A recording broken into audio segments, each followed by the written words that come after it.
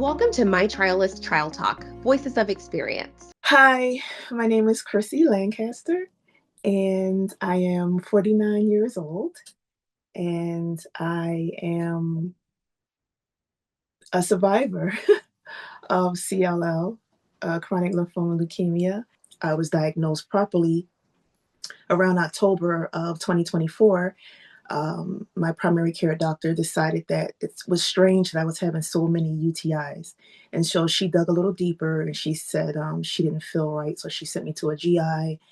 And then the GI sent me to an oncologist, and that's how I found out I had chronic lymphoma leukemia, which is a blood cancer. And yeah, completely shocked me and changed my world.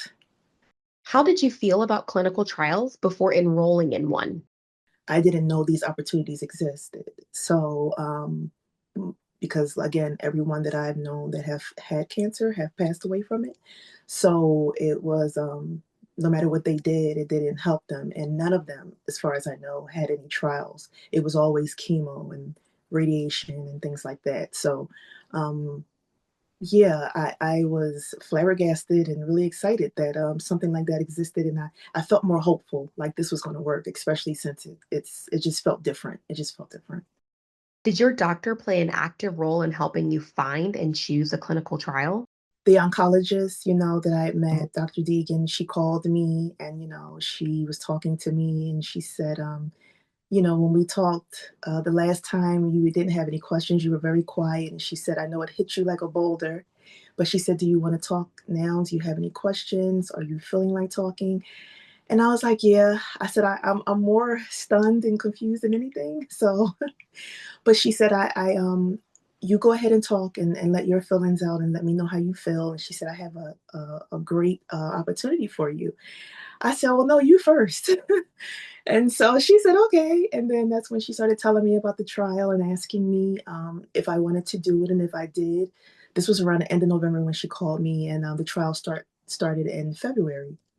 And she said, you let me know, what you want to do. And she was telling me about it and the different phases and what it was called and the different parts that it involved. And I said, so I'm going to pray about it first, and I'm going to talk it over with my daughter, and I'm going to decide if I want to do it. But I did ask, I said, this is not chemo or radiation, right? She said, no. I said, well, then, if everything goes the way I expect it to, then I'm with it, as long as it's not chemo or radiation.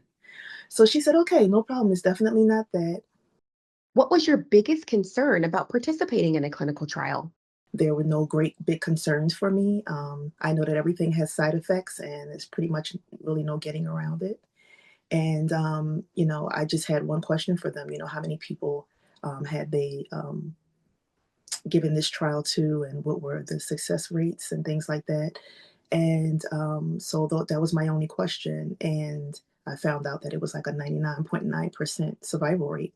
And also the cancer going away. So I was like, oh, yes, this is great. Did you face any barriers when deciding to enroll in the trial? Going back to November when I found out I had cancer, I was in a relationship for 10 years, engaged, just got a place. He just got me a brand new vehicle. And as soon as they said that I had the cancer, he said that he couldn't do it anymore. So I ended up homeless. And then, I spoke with social workers at the oncology department in Jefferson, and they helped me out a lot. I was able to get gas cards for gas, and the food, Manna was delivering food to me every week, and things just started really looking up. And so, yeah, and I found out my insurance covered everything, so that was wonderful. Plus, they literally covered everything. And so, yeah, I was really blessed to have everything working in my favor at that point. Why did you decide to enroll in a clinical trial? I told God, I said, if it's not going by February, that's the sign that you're giving me that I should go along with the trial. And February, they checked me one more time. And yeah, I still had it. And they also took bone marrow, and which was part of the bone marrow had to be taken before I could start. And so that was it. They did another blood test to make sure that I still had it, and it was still the same.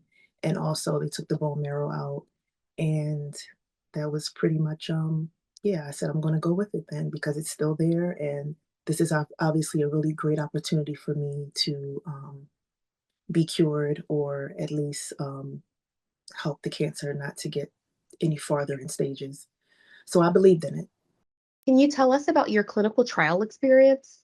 So the infusions started the end of February all the way until July the 24th was when I rang the bell and I ended the infusions. Yeah, somewhere in March, the pill form had started, so I was doing the infusions and the pill form, but the pill form I could take home, and I was taking them.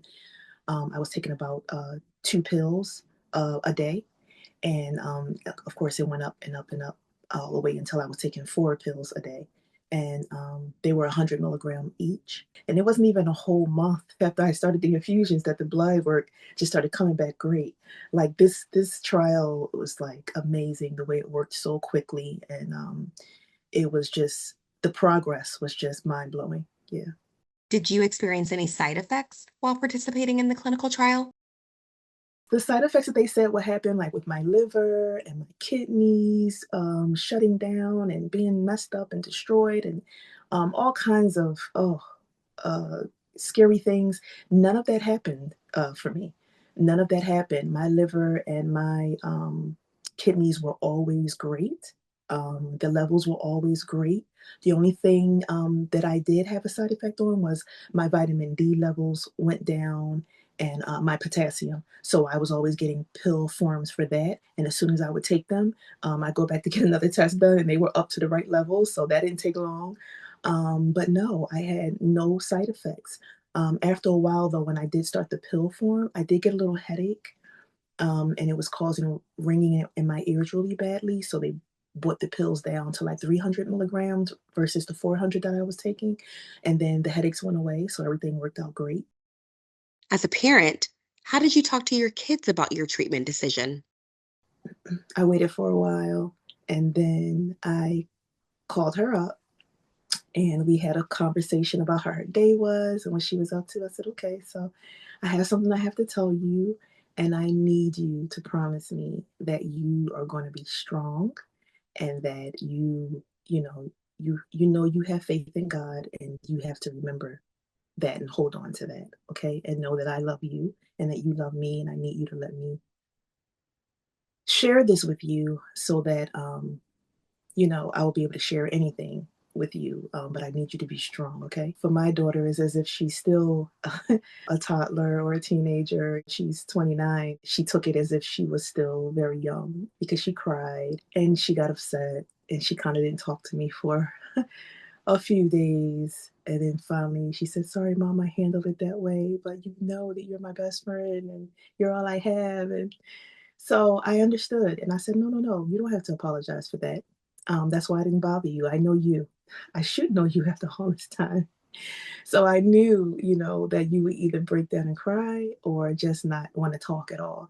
And I know that's your way, and I get it. I told her around the time when the doctor introduced me to the trial, because I wanted, I didn't know how I was going to tell her, but I felt sure about telling her then because it felt like, okay, at least I have a resolution to this problem to hand to her right after I give her this bad news.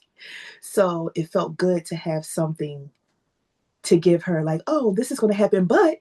So it felt good to be able to hand her something right along. But of course, that didn't go as planned because she went straight to the negative part. But yes, by all means, do tell your children, because they're the ones who are going to be there, and you definitely are going to need them, and the only way to tell them is just tell the truth and the whole truth and nothing but the truth. And, you'll be okay. You'll be okay. They'll be okay. At first, it may not seem like it, but, things heal in time. How has cancer care helped you? Cancer care had advocates for me. They would call around to different societies and different places to get all the help for me that I could possibly get as far as housing and every little thing, gas, places to stay, food resources, pantries. They even sent me a check for $1,000, making sure that I had a place to stay if I needed it.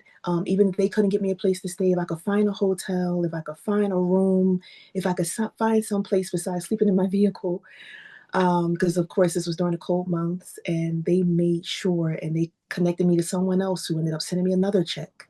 This advocate that they would assign me to at Cancer Care was just constantly on it. Twice a week, once a week, they were calling me. You need anything, Krissi? I know it's been only a couple of days, but I just wanted to make sure that you got those resources I sent you, that email I sent you. Like, oh my goodness, Auntie, because it just she really felt like she was just so caring, and she talked with such a sweet voice, and she was so understanding, and she felt like she was related to me, and like the love I should have gotten from family and blood family, and it was just like, wow, like, do you really exist in my dreaming? They were just so loving and caring and full of resources and full of things that helped me out and got me through the day and encouraged my daughter because she lives in California, so for her not to be able to be here all the time, she would stay 3 months at a time. And she felt so good going back because she knew it was people here taking care of me. And they were really taking care of me, not just in word, but in deed. They were doing. What advice would you give someone who is having a hard time deciding to enroll in a clinical trial? The advice I would give to someone who is indecisive about a clinical trial, go for it. Do it. You have to. Oh my goodness. This is your time. This is the best time of your life at this moment because this is going to be life changing, life enhancing, life saving. Do it. Please do it. Do it. How has a clinical trial impacted your quality of life? It has enhanced it spiritually, um, mentally, uh, socially, and physically because I've gotten closer to God. I've gotten closer to me and I understand me better. I know how to set boundaries better. I have better connection. I know how to communicate better with others. And I've been cured of cancer. So, yeah, I have gotten a message from my oncologist saying that they could not find not one cell, not one, and the cancer is completely gone and it will not be coming back because usually it's always that one cell that's left behind. And you always usually hear about people calling it remission and then they're out of remission and the cancer is back. That is not an option for me.